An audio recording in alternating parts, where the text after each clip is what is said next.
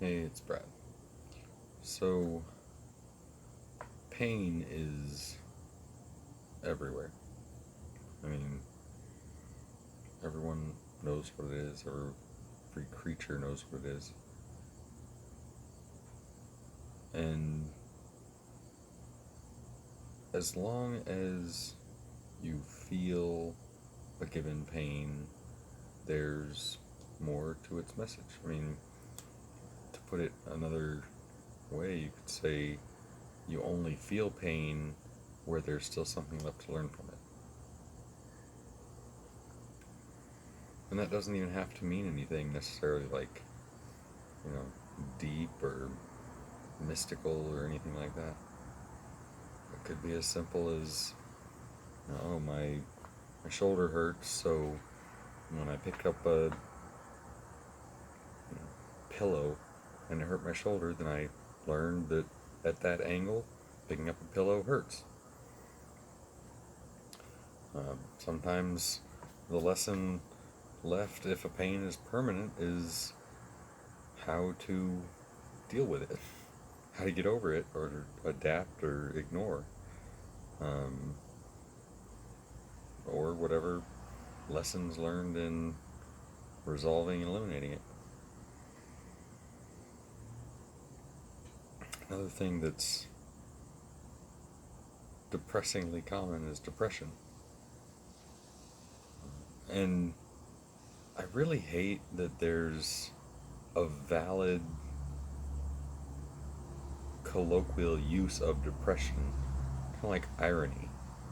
The term people use it as is distinctly different in general than the actual meaning.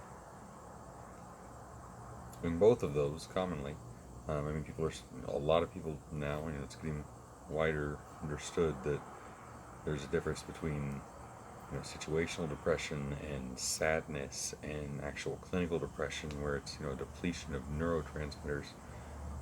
And the issue that people can't seem to rectify is that they think their mind is one solid, unbroken whole, and somewhere along the way, in between their mind and brain and soul, wherever that's supposed to sit in their head, and everything else, and it comes through, there's some sort of a barrier. Like their actual thoughts aren't coming through to, their actions or whatever else. Well, that's kind of ignoring the fact that your consciousness isn't a singular, unbroken whole.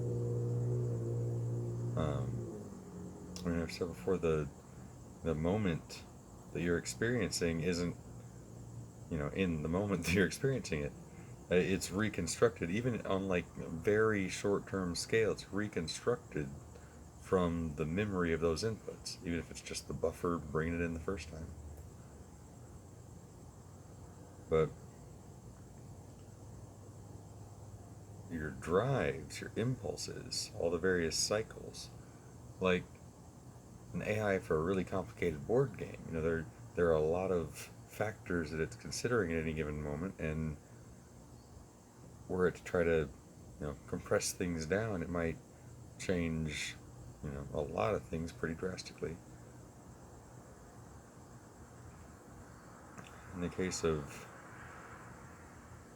things like pain and depression,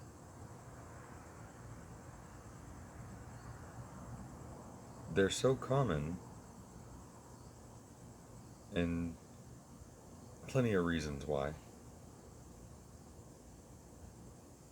But because of that, everyone can relate to some degree. And the issue then becomes that if you don't validate someone's pain, then they feel like you're not validating them because the pain is real to them. And if you're saying that it's not real to you or it doesn't matter to you, you're saying they don't matter to you. Or that pain, their pain isn't as important as your pleasure or even your comfort. And that's very detrimental to any sort of relationship. And I don't mean like romantic engagement necessarily. I mean the interaction between two individuals and their persistent state.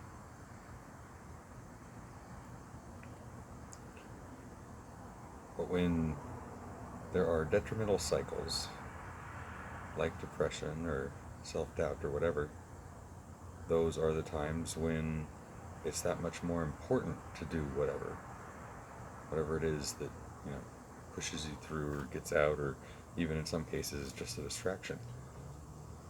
But back to knowing that there is a solution in just pushing towards the solution. I was watching a video where a guy was talking about, you know, making minor adjustments to his life, and, you know, like started listening to a German tape on his jogs, and then, you know, a month later he knew German, whatever it was. And it's, you know, a common trope, but it's a pretty valid point. You know, it's these little incremental changes that, through just continued and enduring application, slowly, bit by bit, transform, um, you know, the landscape of what's left after it. Good enough place to stop.